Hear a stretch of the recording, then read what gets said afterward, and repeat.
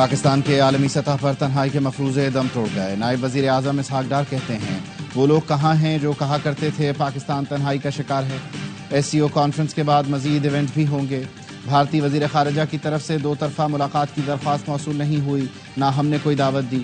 روس کے وزیر اعظم نے سائیڈ لائن ملاقات کے لیے وقت مانگا ہے۔ شنگھائی تعاون تنظیم کے سربراہان اجلاس کے موقع پر سیاسی قیادت کا پی ٹی آئی سے احتجاج مؤخر کرنے کا مطالبہ۔ مولانا کی احتجاج مؤخر کرنے کی اپیل۔ اسد قیصر نے کہا مولانا نے حکومت سے بات کی یقین دہانی کرائی ہے۔ شنگھائی کانفرنس سبوتاژ نہیں کرنا چاہتے، حکومت غیر ضروری ضد چھوڑ دے، بانی پی ٹی آئی سے ملاقات کرائے۔ کل پارٹی میٹنگ میں 15 اکتوبر کے احتجاج پر حتمی فیصلہ ہوگا۔ بانی پی ٹی آئی سے ملاقات کی درخواست حکومت کو موصول ہو گئی۔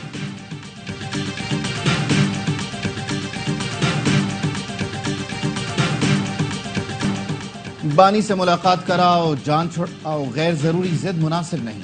ترجمان پی ٹی آئی شیخ وقاص اکرم کا حکومت کو جواب۔ کہا حکومت کا بانی پی ٹی آئی کو ڈاکٹر اور بہن سے ملنے کی اجازت نہ دینا سمجھ سے باہر ہے۔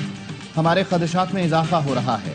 پی ٹی آئی کی بانی سے جیل میں ملاقات کی باضابطہ درخواست وزارت داخلہ کو موصول۔ بیرسٹر گوہر اور حامد رضا کی جانب سے بانی پی ٹی آئی سے جیل میں ملاقات کی درخواست کی گئی۔ درخواست میں کہا گیا بانی پی ٹی آئی سے فوری ملاقات کرنے کی اجازت دی جائے۔ آخری مرتبہ ہمارے وکیلوں کی بانی پی ٹی آئی سے ملاقات 3 اکتوبر کو ہوئی۔ شنگھائی تعاون تنظیم اجلاس کے لیے غیر ملکی وفود کی آمد کا سلسلہ شروع۔ بھارت کا 4 رکنی، روس کا 76 رکنی وفد اسلام آباد پہنچ گیا۔ شنگھائی تعاون تنظیم کے 7 نمائندے چین، ایران، کرغزستان کے وفد بھی پاکستان پہنچ چکے ہیں۔ ایس سی او کانفرنس 15 اور 16 اکتوبر کو ہوگی۔ غیر ملکی مہمانوں کے استقبال کی تیاری اسلام آباد کو سجا دیا گیا۔ سیکیورٹی کے فول پروف انتظامات۔ پولیس رینجرز کے ساتھ پاک فوج بھی فرائض سر انجام دے گی۔ جڑواں شہروں میں میٹرو بس سروس بند رکھنے کا بھی فیصلہ۔ آئی جی اسلام آباد کا کہنا ہے ایس سی او سمٹ کے لیے جامع اور مربوط سیکیورٹی پلان تشکیل دے دیا۔ اسلام آباد پولیس کے 9000 سے زائد اہلکار فرائض سر انجام دے رہے ہیں۔ چین کے وزیر اعظم 4 روزہ دورے پر کل پاکستان آئیں گے۔ وزیر اعظم شہباز شریف، صدر آصف علی زرداری، پارلیمانی رہنماؤں، عسکری قیادت سے ملاقاتیں کریں گے۔ اقتصادی تجارتی تعلقات اور سی پیک کے تحت تعاون پر بات کی جائے گی۔ ترجمان دفتر خارجہ کا کہنا ہے چینی وزیر اعظم شنگھائی تعاون تنظیم کے سربراہان اجلاس میں بھی شرکت کریں گے۔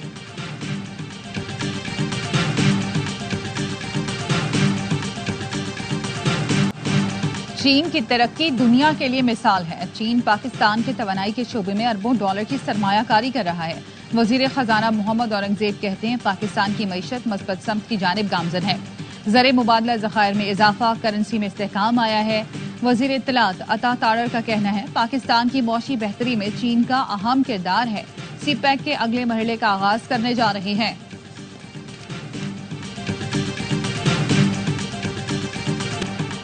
کراچی میں دفعہ 144 کی خلاف ورزی پر پولیس کا ایکشن۔ احتجاج کرنے والوں کو منتشر کرنے کے لیے لاٹھی چارج اور شیلنگ۔ میٹروپول سے ایک شخص کی لاش جناح ہسپتال منتقل۔ مظاہرین نے پولیس موبائل جلا دی۔ ساؤتھ پولیس نے کارروائی کرتے ہوئے 100 سے زائد مظاہرین کو حراست میں لیا۔ مظاہرین کو منتشر کر کے ٹریفک کی روانی بحال کر دی گئی۔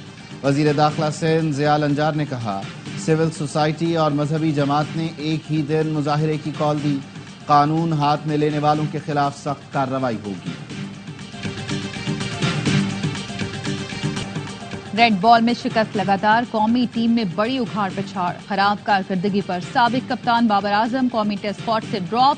شاہین آفریدی اور نسیم شاہ بھی ٹیم میں جگہ برقرار نہ رکھ سکے۔ سرفراز احمد کو بھی ٹیسٹ اسکواڈ سے ریلیز کر دیا گیا۔ انگلینڈ کے خلاف دوسرے اور تیسرے ٹیسٹ کے لیے پاکستان کے اسکواڈ کا اعلان۔ کامران غلام، مہران ممتاز، حسیب اللہ، محمد علی، زاہد محمود اور ساجد خان کو ٹیم میں شامل کر لیا گیا۔ قومی کرکٹ ٹیم کے بعد پی سی بی میں بھی سینئر آفیشلز کی تبدیلی کا امکان۔ ذرائع کا کہنا ہے ڈائریکٹر انٹرنیشنل کرکٹ عثمان واہلا کو بھی تبدیل کیا جائے گا۔ عامر میر کو اہم ذمہ داریاں دیے جانے کا امکان۔ پاک انگلینڈ دوسرا ٹیسٹ منگل سے ملتان میں شروع ہوگا۔ ٹیسٹ میچز اے سپورٹس پر براہ راست دکھائے جا رہے ہیں۔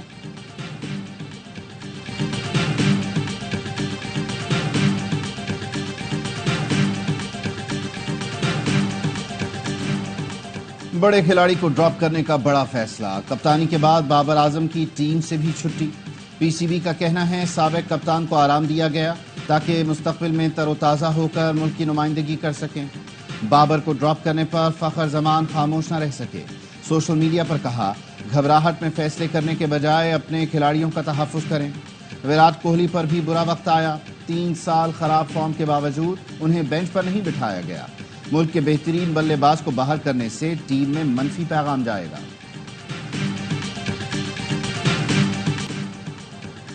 بلاول بھٹو زرداری اور سربراہ نون لیگ نواز شریف میں ٹیلی فونک رابطہ، ملک کی مجموعی سیاسی صورتحال پر گفتگو۔ بلاول بھٹو نے نواز شریف کو JUI سے آئینی ترمیم پر پیش رفت سے آگاہ کیا۔ 26ویں آئینی ترمیم سے متعلق اتفاق رائے پر بھی گفتگو ہوئی۔ چیئرمین پیپلز پارٹی بلاول بھٹو کہتے ہیں ہم کبھی منمانی سے قانون سازی یا آئین میں ترمیم نہیں کرتے۔ 26ویں ترمیم اجلت میں نہیں کی جا رہی، یہ کافی عرصہ پہلے ہونی چاہیے تھی۔ تاریخ ان کے لیے ناگوار ہے جو سمجھتے ہیں کہ پاکستانی سیاست کرکٹ ورلڈ کپ سے شروع ہوئی۔ جسٹس دوراف کے تجربے نے ثابت کیا آئینی عدالت ملک کی ضرورت تھی۔ 18ویں ترمیم میں 1973 کے آئین کی بحالی میں 30 سال لگے۔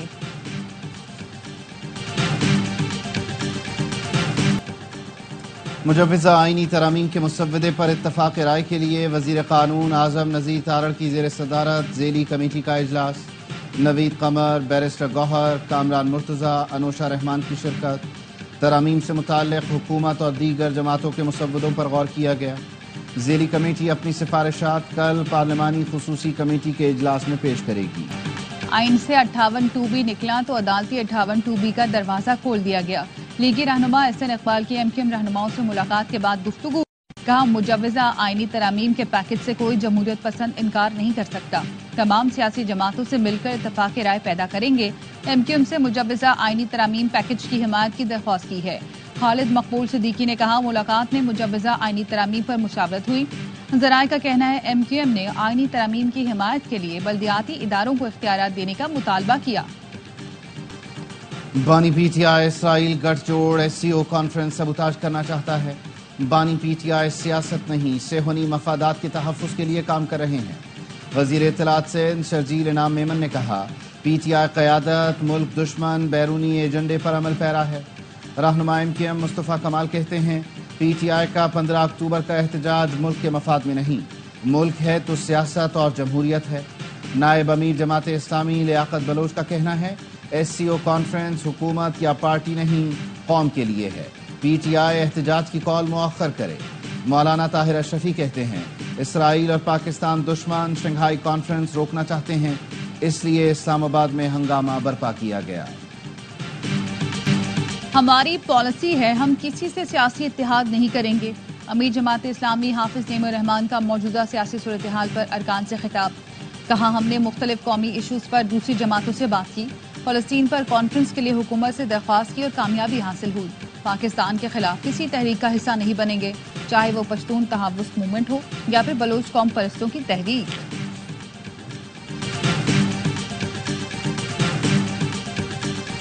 فافر نے آئینی اصلاحات پر جامع سیاسی مذاکرات کی تجویز دے دی، کہا سیاسی عدم استحکام کی وجہ آئینی کمزوریاں ہیں جنہیں فوری دور کیا جائے۔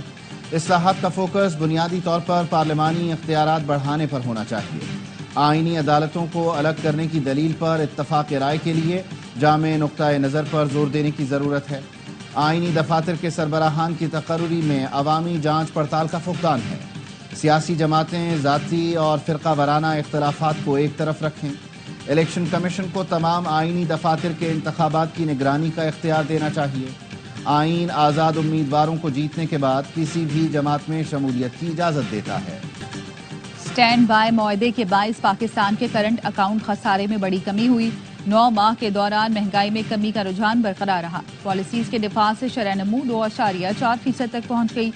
IMF نے گزشتہ پروگرام کے بعد پاکستان میں ہونے والی مثبت معاشی تبدیلیوں پر رپورٹ جاری کر دی۔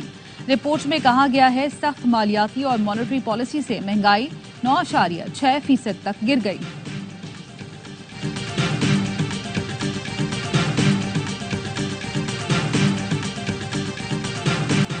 پاک بحریہ اور امریکی بحریہ کی مشترکہ مشقوں کا انعقاد۔ بحیرہ عرب میں پاک بحریہ کے جہاز PNS بابر اور امریکی بحریہ کے جہاز USS اوکین نے مشق میں حصہ لیا۔ بحری مشق کے دوران مختلف بحری آپریشنز کا مظاہرہ کیا گیا۔ امریکی جہاز کے کمانڈنگ آفیسر نے commander Pakistan fleet rear admiral Abdul Muneeb سے ملاقات کی۔ ISPR کے مطابق بحری مشقیں علاقائی امن و استحکام کے لیے پاک بحریہ کے عزم کی مظہر ہیں۔ پاک فوج کا اعزاز، ایکسرسائز کیمرین پیٹرول میں گولڈ میڈل جیت لیا۔ ISPR کے مطابق ایکسرسائز برطانیہ ویلز میں 4 سے 13 اکتوبر تک جاری رہی، جس میں 42 ملکوں کی 128 ٹیموں نے حصہ لیا۔ پاک فوج کی ٹیم نے مشق میں غیر معمولی کارکردگی کا مظاہرہ کر کے سونے کا تمغہ جیتا۔ ISPR کا کہنا ہے گولڈ میڈل قوم اور پاک فوج کے لیے قابل فخر ہے۔ پاک فوج نے ہمیشہ ملک کا پرچم سر بلند رکھا۔ رحیم یار خان کے کچے میں پولیس کی ٹارگیٹڈ کارروائیاں، 63 ڈاکو ہلاک، 45 زخمی۔ ترجمان پنجاب پولیس کا کہنا ہے پولیس نے کچے کے علاقے میں پکی چوکیاں قائم کرنی ہیں۔ صادق آباد کے کچے میں 50 سے زائد مورچے خالی، کوئی پولیس اہلکار موجود نہیں، ویڈیو سامنے آ گئی۔ کراچی والے سب سے مہنگا آٹا خریدنے پر مجبور، 2 ہفتے میں 1 کلو آٹا 10 روپے تک مہنگا ہوا۔ شہر قائد میں آٹے کے 20 کلو تھیلے کی قیمت 2200 روپے تک جا پہنچی۔ ادارہ شماریات کا کہنا ہے حیدرآباد میں 20 کلو آٹے کے تھیلے کی قیمت 2000، لاہور اور فیصل آباد میں قیمت 1700 روپے تک ہے۔ لبنان میں حزب اللہ کا اسرائیل کو گہرا زخم، جھڑپوں میں 25 اسرائیلی فوجی زخمی، متعدد کی حالت تشویشناک۔ جنوبی لبنان میں اسرائیلی فوج کے حملے میں 15 افراد شہید ہو گئے۔ بیروت میں عمارتوں کے ملبے سے 17 لاشیں نکالی گئیں۔ اسرائیل کا لبنان کی سرحد پر ممنوعہ کلسٹر بموں کا استعمال۔ اسرائیلی فوج 3 روز سے اقوام متحدہ کے امن مشن کو بھی نشانہ بنا رہی ہے۔ نیتن یاہو کی ڈٹائی، اقوام متحدہ کے سیکرٹری جنرل کو پیغام دیا کہ امن فوج لبنان سے نکال لیں۔ بالی ووڈ دبنگ خان کے دوست بابا صدیقی کو ممبئی میں قتل کر دیا گیا۔ بابا صدیقی کو بیٹے کے دفتر کے قریب گولیاں ماری گئیں۔ پولیس نے 2 افراد کو حراست میں لے لیا۔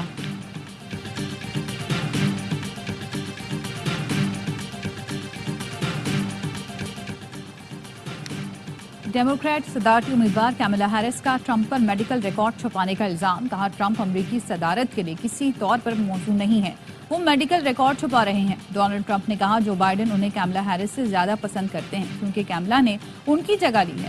ٹرمپ کا انتخابی مہم کے دوران فوجی طیاروں کے ذریعے سیکیورٹی کا مطالبہ۔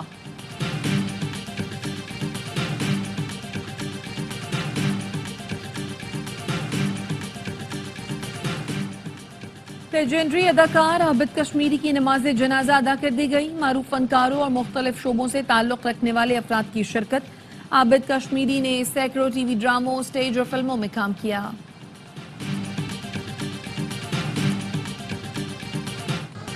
ویمنز T20 ورلڈ کپ میں انگلینڈ اور اسکاٹ لینڈ مد مقابل، دوسرا مقابلہ بھارت اور آسٹریلیا کا ہوگا۔ گزشتہ روز نیوزی لینڈ اور جنوبی افریقہ نے اپنے میچز جیتے۔ تمام میچ اسپورٹس پر براہ راست دکھائے جا رہے ہیں۔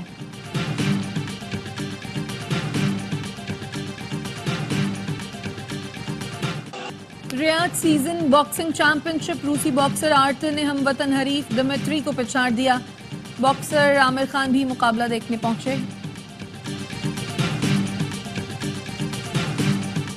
آرٹس کونسل کراچی میں ورلڈ کلچر فیسٹیول جاری، آج ڈانس ایونٹ میں مختلف گروپ فن کا مظاہرہ کریں گے۔ گزشتہ روز میوزک کا تڑکا، ایک طرف گانے دوسری طرف پنجابی بھنگڑے ڈالے گئے۔